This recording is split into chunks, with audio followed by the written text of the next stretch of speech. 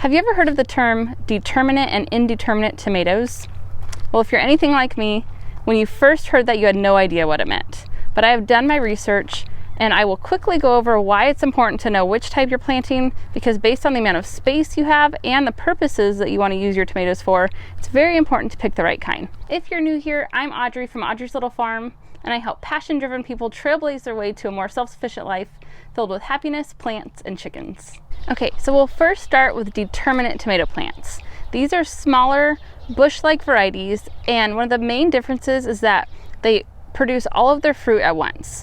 You might get 2 harvests out of these plants, but the majority of the fruit is all going to get ripe at one time, so you get one big harvest, and then the plant pretty much dies off. The nice thing with these kind of tomatoes is that they take up less space, so they're definitely the kind you should plant if you're going to be planting in containers because they don't get quite as big. They also don't require as much staking because they reach their max size and they quit. Unlike an indeterminate tomato plant, which can continue growing and needs lots of support and staking. And then with indeterminate tomato plants, you continue to get harvests all throughout the season. So that's really nice if you want continued tomatoes all throughout the season for making salsa or fresh eating, whatever it is that you make. But if you want to make something such as tomato sauce and you need one huge harvest, you should go with determinate tomato plants because you'll get a huge harvest all at once. So right here, I'll go over and show you my tomato plants and you can see the distinct difference. So these plants right here are indeterminate tomato plants.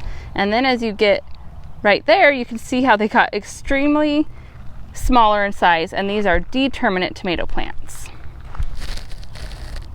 There's also a tomato called a semi-determinate tomato plant, and they're a really cool variety because they're like a determinate plant in the sense that they don't get that big, but they do continue producing fruit throughout the season. And so if you have a smaller amount of space or you want to plant a tomato plant in a pot, a semi-determinate variety is a great option because they take up less space, they don't require as much staking, and you'll continue to get tomatoes throughout the season.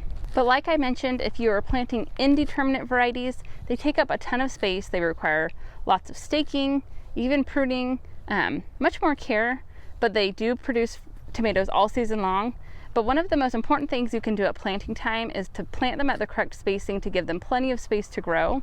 So if you head to my video right here, you can watch how far apart to plant your tomatoes so that you can have the best success and the best harvest. I will see you there.